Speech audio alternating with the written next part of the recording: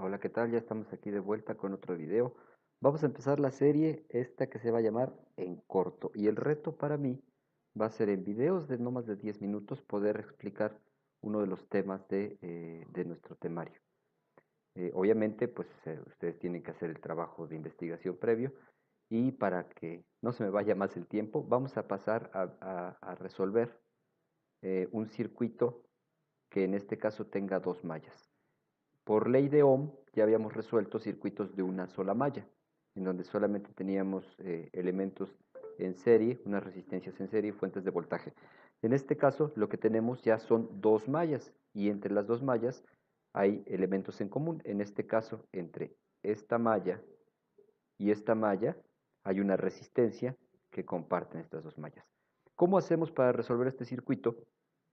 Bueno, vamos a escribir, de acuerdo a las leyes de voltajes de Kirchhoff, cuáles serían las ecuaciones para esta malla y cuáles serían las ecuaciones de esta malla, considerando que ya definimos las polaridades que están indicadas acá. La polaridad para la fuente de voltaje 1 es positivo en este punto y negativo en este punto, y que la corriente se considera como positiva cuando circula en esta dirección. Y para esta fuente, la polaridad es negativa en este punto y positiva en este punto, y del mismo modo la corriente se considera positiva cuando circula en esta dirección.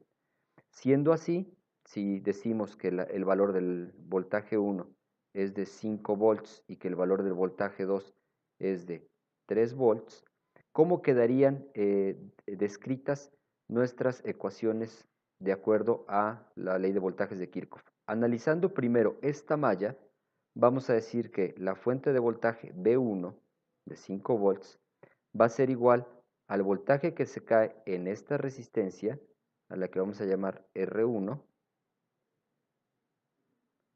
más el voltaje que se cae en esta resistencia, a la cual vamos a llamar R2. ¿Ok? Otra manera, o una manera diferente de escribir esta ecuación, es poner 5 volts es igual a, de acuerdo a la ley de Ohm, el voltaje que se cae en esta resistencia es la corriente por la resistencia. Recuerdan que la ley de Ohm nos dice que el voltaje que se cae en una resistencia es el valor de la resistencia por el valor de la corriente que circula a través de ella. Entonces, sustituyendo en esta ecuación, nosotros podemos decir que el voltaje en la resistencia 1 va a ser el valor de la resistencia 1 por la corriente que circula a través de la resistencia. ¿Y cuál es la corriente que circula a través de esta resistencia? Pues la corriente que está circulando es I1, más el voltaje que se cae en la resistencia 2. De acuerdo a la misma ley de Ohm, ¿cuál va a ser el voltaje que se cae en la resistencia 2? El valor de la resistencia, perdón, aquí era voltaje que se cae en la resistencia 2, va a ser el valor de la resistencia, R2, por la corriente que está circulando a través de la resistencia. ¿Cuál será la corriente que circula a través de R2? Si se dan cuenta, pues está circulando R1. A través de esta resistencia circula R1. Pero también, debido a la malla 2, a través de esta resistencia circula la corriente 2 en sentido inverso. Por lo tanto, nosotros podemos decir que la corriente neta que circula a través de la resistencia 2 es la corriente 1 menos la corriente 2. Y con esto nos queda expresada la ecuación para la malla 1. ¿Qué tenemos para la malla 2? Bueno, la suma de los voltajes. En este caso, dado que tenemos la fuente de voltaje definida y la corriente está circulando de este modo, vamos a poner 3 volts igual a la caída de voltaje en esta resistencia, que en este caso sería R2 por cuál es la corriente que circula desde el punto de vista de esta resistencia, I2 menos I1, más, en este caso no hay ningún otro elemento en esta malla, sería 0. ¿Ok? y esto me da una segunda ecuación. ¿Qué tenemos aquí? Pues tenemos un conjunto de dos ecuaciones y ¿cuántas incógnitas? Bueno, para empezar tenemos que sustituir los valores que conocemos. La ecuación número 1 la podemos reescribir como 5 volts es igual a R1. ¿Cuánto vale R1? 1 ohm por la corriente 1, que es una incógnita, más R2, el valor de R2 también es de 1 ohm, por I1 menos I2. Simplificando nos va a quedar que 5 va a ser igual a I1 más I1 menos I2, o lo que es lo mismo, 5 igual a 2I1 menos I2. Para la ecuación 2 podemos simplificar como 3 volts igual a, ¿cuánto vale R2? 1. I2 menos I1 más 0. Por lo tanto, 3 va a ser igual a I2 menos I1.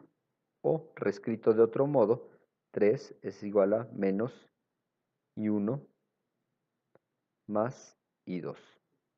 Y tenemos aquí, esta es la primera ecuación, contiene dos incógnitas, y esta es la segunda ecuación, que contiene dos incógnitas. Y como pueden ver, tenemos un sistema de dos ecuaciones con dos incógnitas. Esto lo podemos resolver mediante cualquiera de los métodos que se conocen. Les propongo que planteemos como opción para resolver el escribirlo de manera matricial. Los voltajes igual a unos coeficientes. Si yo digo que aquí va a ir I1 y aquí va a ir I2,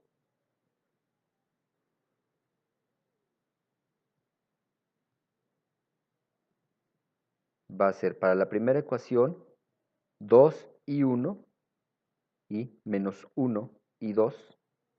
Y para la segunda ecuación, para esta, menos 1 y 1 y 1 y 2. Si ustedes hacen esta multiplicación, renglón por columna, les va a dar esta ecuación. Renglón por columna, les va a dar la segunda ecuación. Y con esto, al resolver matricialmente esta ecuación, estarían obteniendo los valores de la corriente 1 y la corriente 2.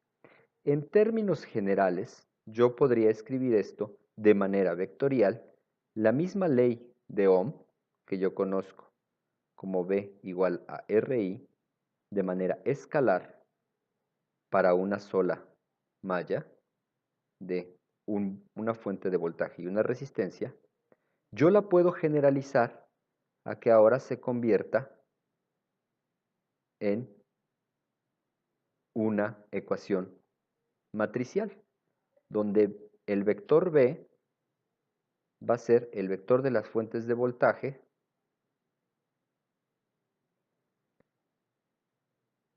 la matriz R va a ser una matriz de resistencias y el vector I va a ser el vector de las corrientes de malla. ¿Cómo vamos a definir los valores? Para el vector BT, cada elemento de estos va a ser la suma de todas las fuentes de voltajes que se encuentran en la respectiva malla. Si esta representa la malla 2, va a ser la suma de todas las fuentes de voltaje que están conectadas a la malla 2, con polaridad de referencia que constituye un aumento de voltaje en la dirección de la referencia positiva de la corriente de esa malla y considerada positiva con fuentes cuya polaridad de referencia constituye una caída de voltaje que se considera negativa. Los elementos de la resistencia.